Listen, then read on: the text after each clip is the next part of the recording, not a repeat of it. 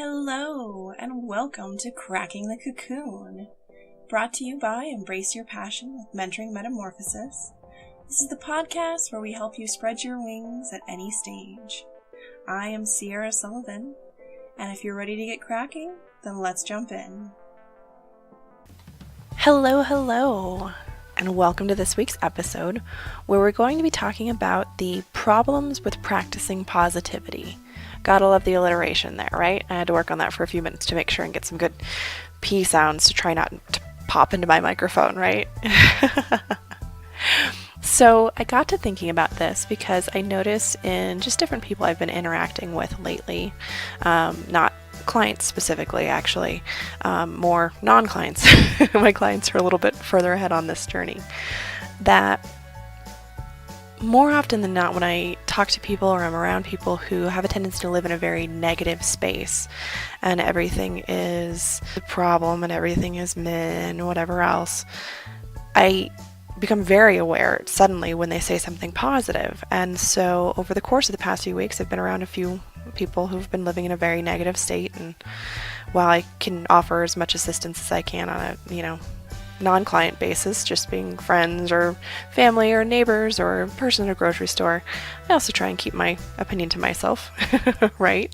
Everyone has a right to live their life however they're feeling that day, and if I'm not asked for help, I'm not going to stick my nose in someone else's business. So mostly I just observe and try and pull things and information to help you guys who are actually working actively on these things. So the observation that I've come across is that when these people suddenly, unexpectedly, and surprisingly say something positive, I've found that it tends to be in a situation where they actually internally probably feel the most negative or unsure or stressed out about something. And now that I, say that out loud, it seems like there's something totally obvious. So I'm guessing you'll probably notice it too, or it'll strike you right away as something that's been true in your life, to notice that it's those times that you're really feeling extremely unsure about something turning out, or something seems like it's not going to go particularly well. You're very aware of the 9 million problems with it, but it needs to happen, or you don't have a lot of say in the situation, and so all of a sudden you're trying to sell yourself and maybe everyone else around you on it, and like, oh, it'll be okay, oh, I'm sure it'll all work out, oh no, everything's going to be just fine, and oh, that won't be a problem, and I'm sure this will come together, and I'm sure that they won't actually do that, and oh, it'll be great, and no, it'll be fine, and so this always strikes me a little bit because I'm very aware of that internal emotional discourse there, that dissonance, the cognitive dissonance in what they're saying. I can tell that they don't really believe what they're saying, and it's that funny thing where someone looks at someone and says, are you trying to, convince me or yourself, right? It's very much those situations, and they're really desperately trying to convince themselves that it'll be okay because they can't see how it will right now, but they have to believe that it will in order to get through the day, right? And unfortunately, I think we've all had those days or weeks or years. So definitely not picking on anybody here. Always want to be clear about that. It's just the reality of being a human being. Sometimes we're in a situation that does not look like it's going to go well. And more often than not, even if it doesn't go particularly well, it ends up working out in some way or another, or we wouldn't be here, right? I've never seen anyone actually just genuinely stop being able to move forward. Usually it becomes a choice. But before I get too far off the point being here, that this, I believe, this trying to sell ourselves on it being okay when it feels least okay, is oftentimes, I believe, one of the biggest obstacles to starting a new positivity goal, to trying to be more positive about the things that are more neutral in our lives, or the things that are genuinely positive in our lives. So if you've been living in a very negative place, or someone who's been living in a very negative space of, oh gosh, this is so frustrating, and oh, I have to go to the store later, and blah, blah, blah, blah, right? a lot of times when I'm working with people, whether it's just in a Facebook group or whatever else, it's starting with, okay, we're taking out those shoulds, we're taking out those this, we're going to adapt our language in this way. And it starts to make really important changes in our brain. I'll spare you the whole long lecture on neuroplasticity and all of that today. That's coming at some point. But it really literally starts to rewire our brain to feel more positively about things that would otherwise be neutral, that we could drag into negativity, or things that are positive that we could otherwise drag down into neutral or even negative. It makes us more aware. We start noticing more of the positive things when we are feeling more positive, when we are acting more positive and saying more positive things. In manifestation terms, people often refer to this as the universal concept of, like attracts like. In psychological terms, it's generally more of the self-fulfilling prophecy aspect of if you're in a better mood because you're feeling more positive about things, because you're thinking more positive things, or you're saying more positive things to yourself, things have a tendency to go more positively. If you think about bumping into someone at the grocery store, or even just going through the checkout line and talking to the person behind the counter there, if they're in a good mood, oddly enough, even if your day was just going along, even if you're having a rough day, sometimes you walk away from that register in a better mood because their mood rubbed off on you a little bit. And I'm sure we can think of a time where you've gone up to the counter at, a grocery store or bank or anywhere, and the person behind the counter clearly is having a bad day. And it kind of feels like they're making it your problem, right? Your day was perfectly fine until you got up to that counter and they were rude to you. And then now you walk away feeling cranky and angry and all of that.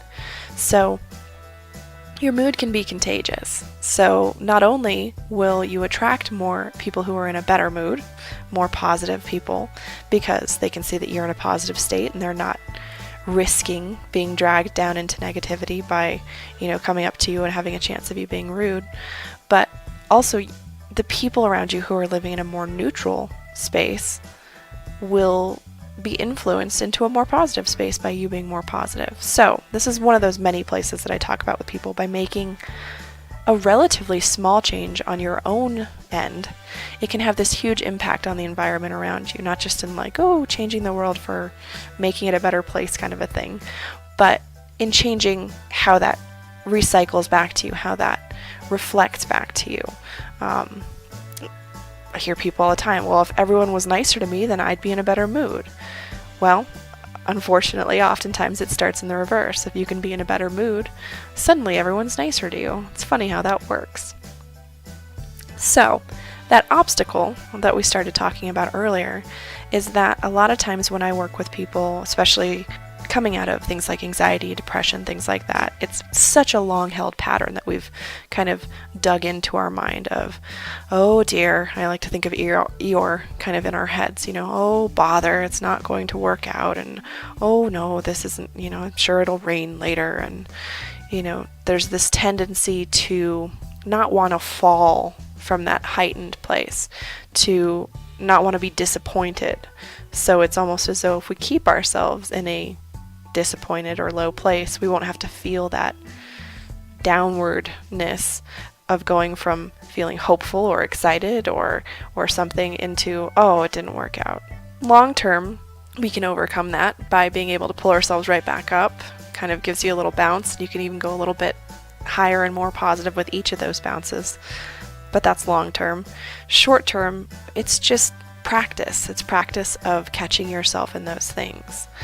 But the number one thing that I hear from people first is it just feels so insincere, and I just feel like I'm kind of BSing myself, and I feel like I'm trying to lie to myself about being more positive.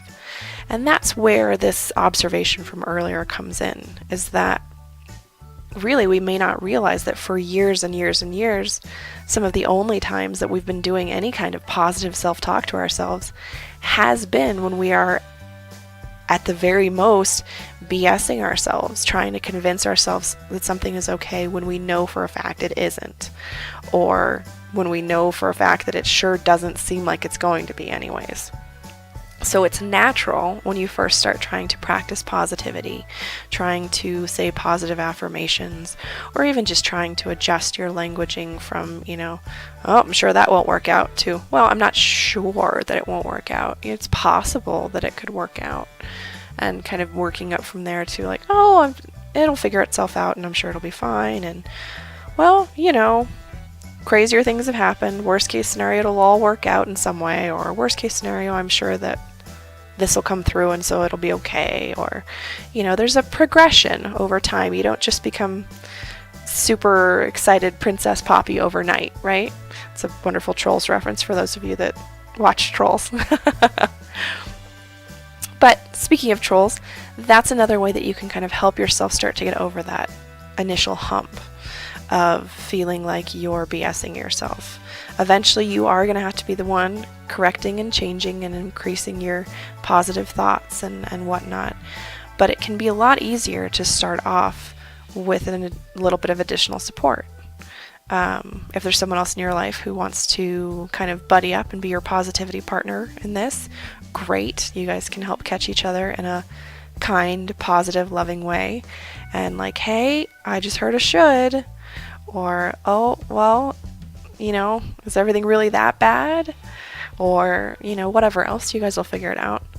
But perhaps most effectively, a lot of times, is to find a YouTube clip, to find a song, to find a something like that helps you feel positive and that has positive languaging in it. And boy, howdy, there are sure a lot of them out there. A couple of my personal favorites, I started putting together a playlist that perhaps I'll share someday.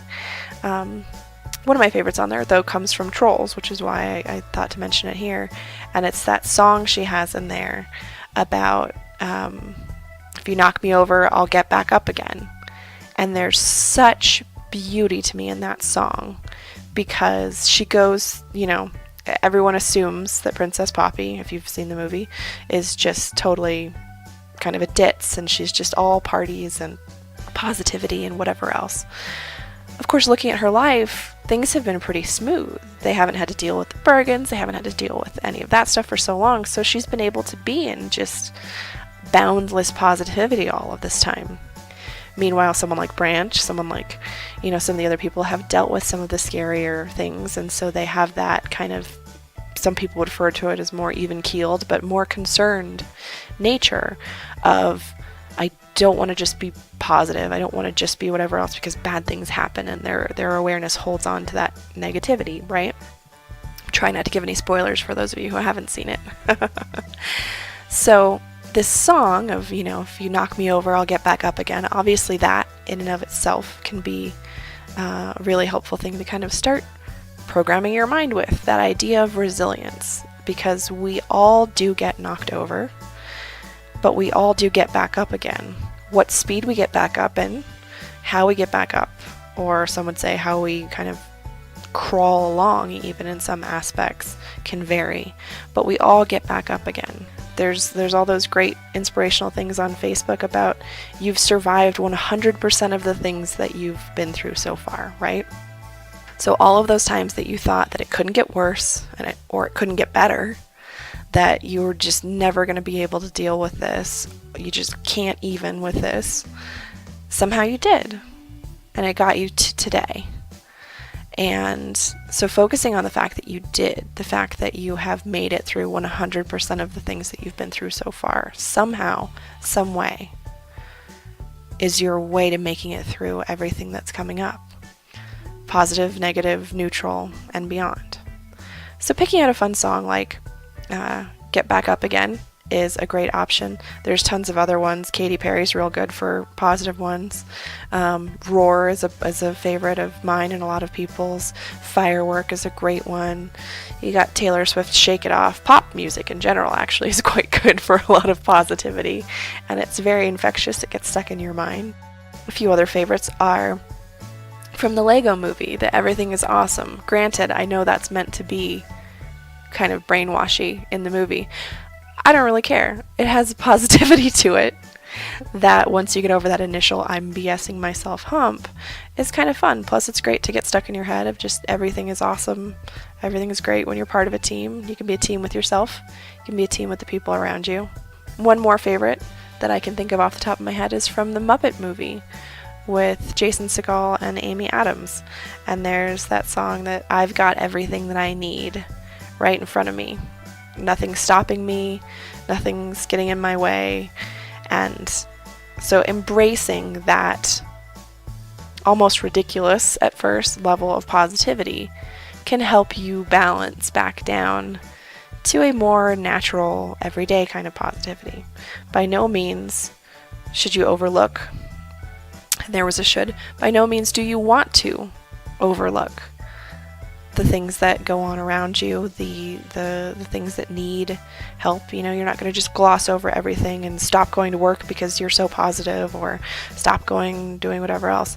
This is about those internal changes, about the thoughts and feelings that will have a long-term impact over the rest of your life.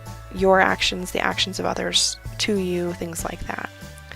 So, knowing and accepting that yes, it will feel a little silly. It's one reason we start a lot of times with internal thoughts. If you can catch yourself internally and go, oh, well, let me adjust that. Well, let me rephrase that. Then you don't have to really feel like you're accountable to people outside. But the more positivity that you can put in, movies, music, whatever else, affirmations in the mirror in the morning is a great one. Things like that can really, really help you and can really get you over that hump to where it starts to become more natural. And one day you'll realize that someone might look at you and think that you're being silly because you're so positive, and you're like, no, it's just, I'm having a perfectly normal day. You know, neutral becomes positive, and then positive can be like way out of the ballpark amazing, right? So, your homework for this week: put together a playlist, even if it's just 1 or 3 or 5 songs that make you smile.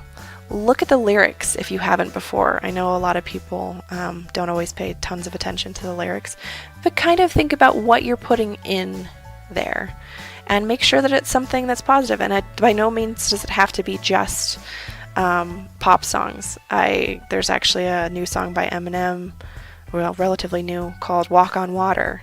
That's on my playlist too. Something about it is so, I don't know, it's beautiful, and he's an amazing rapper in my mind. So, secret there that I'm an Eminem fan.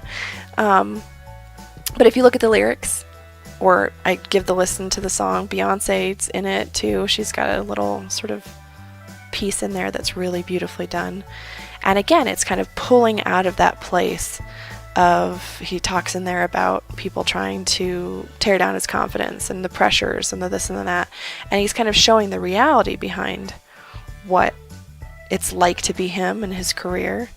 And then ends it really strongly with this really positive, like, comeback moment of like, heck no, you're not going to try and tell me this stuff. I'm awesome. I wrote Stan, right?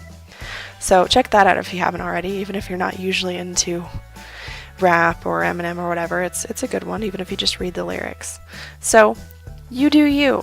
Find your thing, but find something that you can easily listen to, maybe every day even, for a week, or that you can know so well that you can repeat it in your head. You know, if you're going to have a song stuck in your head, it may as well be a positive track running through your mind every day. And there was a suggestion in a book recently that I read, I think it was E Squared by Pam Grout, who recommended, just even if it's the only thing you do, first thing in the morning, you wake up in the morning, sometimes you're just like, oh, I don't want to go to work today, or oh, I can't believe I have to go do this or that, or whatever else it is, or I didn't get a lot of great sleep last night. Catch yourself and just go, today's going to be a fantastic day, or today's going to be awesome. You don't have to believe it in that moment. Just say it to yourself. And after a few days, maybe you'll start to believe it. But you're opening that door in your mind that says, you know, it could be. Anything's possible. On the great big spinning wheel of life, today could not suck. It could even be awesome, or fantastic, or excellent, or amazing. You just don't know yet. Just because you had a rough night's sleep doesn't automatically negate your entire day. So don't wash it away in those first 5 minutes. Give yourself a little positivity to start the day with, all right? And I will leave you with that, and I look forward to talking with you all soon. Bye-bye. Thanks for listening to today's episode of Cracking the Cocoon, brought to you by Embrace Your Passion with Mentoring Metamorphosis. It's listeners like you that make my day when I look at those statistics and know that you're out there and what I'm saying is hopefully getting through to you. Feel free to check out my website, embraceyourpassion.co, for additional episodes of Cracking the Cocoon. For more information about what I do, some other great things, there's a few fun freebies on there. You could join my email list and get some tips and tricks delivered directly to your inbox every so often, or just check out whatever new is popping up on there. Have an excellent rest of your day, and I'll see you in the next episode.